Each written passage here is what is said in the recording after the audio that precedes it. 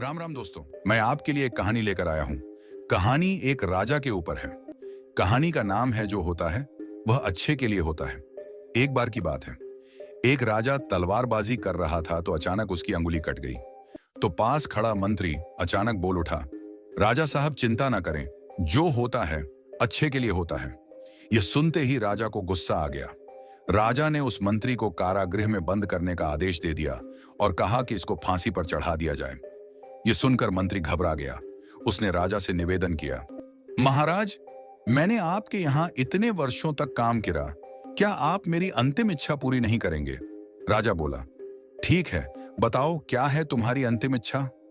मंत्री बोला, कृपया मुझे 10 दिन का समय दीजिए, उसके बाद आप मुझे जो चाहे वो सजा दे दीजिए।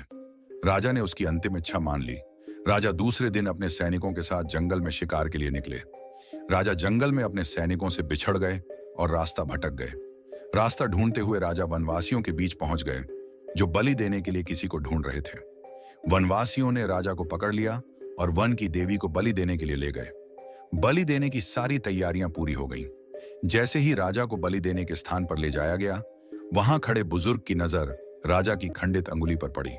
उसने आवाज लगाई कि ये तो खंडित है, इसकी बलि नहीं दी जा सकती। तो वनवासियों ने राजा को छोड़ दिया। राजा जैसे तैसे वहां से निकला और अपने राज्य पहुंचा। सबसे पहले कारागृह में अपने मंत्री से मिलने पहुंचा। राजा ने मंत्री से कहा, आपने सही कहा था, अगर मेरी अंगुली नहीं कटी होती तो मैं जिंदा नहीं होता। यानी जो होता है वो अच्छे के लिए होता है। राजा ने फिर पूछा, मेरा तो फायदा हुआ, लेकिन आपका कैसे फायदा हुआ? मैंने तो आपको सजा दी। मंत्री बोला, मैं आपके साथ शिकार पर हमेशा रहता हूं, उस दिन भी रहता, लेकिन मेरे खंडित नहीं होने के कारण मेरी बलि चढ़ जाती, इसलिए मेरे साथ भी जो हुआ अच्छा हुआ। राजा प्रसन्न हुआ, लेकिन छोटी सी बात पर मंत्री को सजा देने का दुख भी हुआ। इसलिए राजा ने मंत्री को कारागृह से निकालकर फिर से अपने साथ रख लिया।